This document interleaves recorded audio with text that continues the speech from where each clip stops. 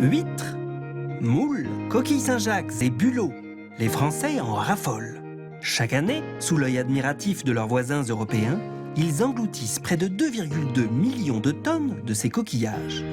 Mais qui dit coquillage, dit coquille. Et les coquilles prennent tout de même beaucoup de place pour pas grand-chose. Mais pour certains, ces déchets valent de l'or. Et aujourd'hui, certaines communes françaises se lancent même dans leur valorisation en invitant les habitants et les industriels à participer à leur recyclage.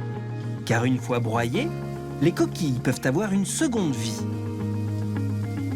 En pavé routier, en peinture signalétique ou en chaussures. La coquille, un rien l'habille. Dans la région de Caen, à l'École supérieure d'ingénieurs des travaux de construction, Mohamed Boutouil a lui aussi décidé de sortir de sa coquille.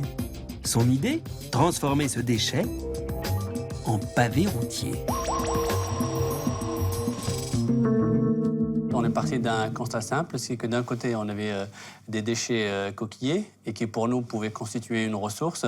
Et puis de l'autre côté, on a des graviers naturels qui sont une ressource limitée et dont il faut se préoccuper. Donc l'idée, c'était tout simplement de remplacer les graviers naturels par des graviers sous forme de coquilles, et puis de voir si techniquement c'était possible d'obtenir un matériau dont les propriétés sont intéressantes et identiques à ce qu'on aurait obtenu si c'était que des graviers naturels.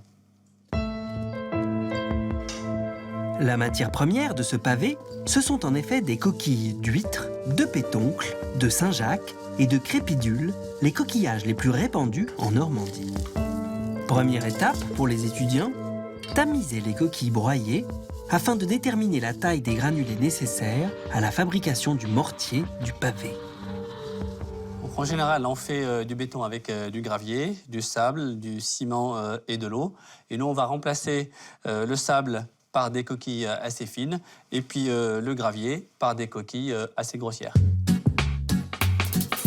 2 ans de calcul et d'essais ont été nécessaires pour obtenir le mélange idéal qui restera top secret entre ces différents ingrédients. Quant au test de compression, qui détermine le temps de résistance de n'importe quel pavé avant sa destruction, ils ont prouvé que cet éco-pavé était aussi solide qu'un pavé en béton classique.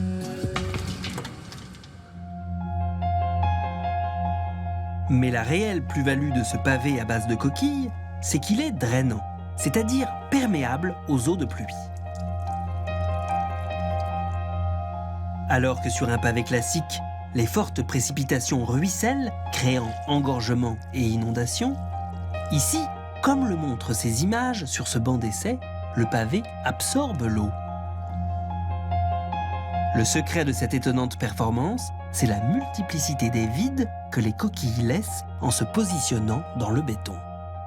Toute la difficulté a été de créer suffisamment de vide à l'intérieur du matériau pour laisser l'eau s'écouler, mais pas trop de vide quand même pour ne pas fragiliser le matériau. Donc tout le travail a été de trouver le bon compromis entre la perméabilité et l'écoulement de l'eau et la résistance. Mohamed Boutouil espère une commercialisation d'ici 2 ans. Grâce à lui, en Normandie, sous les pavés, on aura peut-être bientôt la plage.